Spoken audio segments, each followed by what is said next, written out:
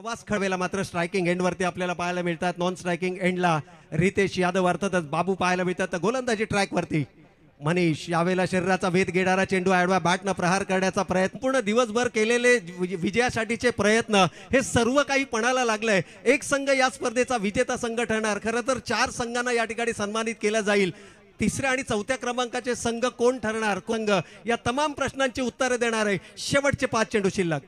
यावेळेला मेड्याचा मानस होता या गोलंदाजावरती आक्रमण करणं तितकी सोपी गोष्ट बद्दलची तुमची आपुलकी, क्रिकेट या खेळाबद्दलचं तुमचं डेडिकेशन आणि ते मात्र मनीषनं ते दाखवलंय. यावेळेला पुन्हा एकदा मोठा फटका खेळाचा मानस होता. येणारा प्रत्येक निर्धाव चेंडू, येणारी प्रत्येक एक धाव सामन्याचं समीकरण बदलताना आपल्याला मध्ये स्वराज्य 11 संघानं एक इतिहास रचला होता. पहिल्यांदा तो संघ मेगा फायनल मध्ये आपल्याला पाहायला मिळाला. यावेळेला मात्र आडव्या बॅटनं प्रहार करण्याचा प्रयत्न, चेंडू बॅटचा संपर्क नाहीये पण 24 धावा त्यांनी षटकाराच्या माध्यमातून उभारल्या होत्या. अवघ्या 8 चेंडूंचा सामना आहे की या खेळाडूमध्ये ती धमक आहे. मोठा फटका कोणत्याही क्षणाला येऊ शकतो.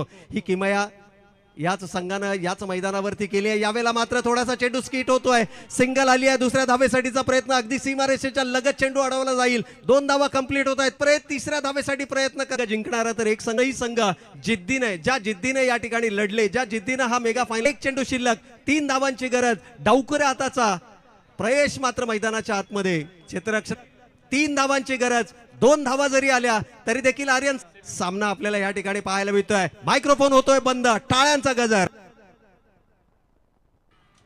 आणि याचबरोबर मात्र आपण पाहिलं तर चेंडू बॅटचा संपर्क नाही आणि उर्वरित जी औपचारिकता होते ती औपचारिक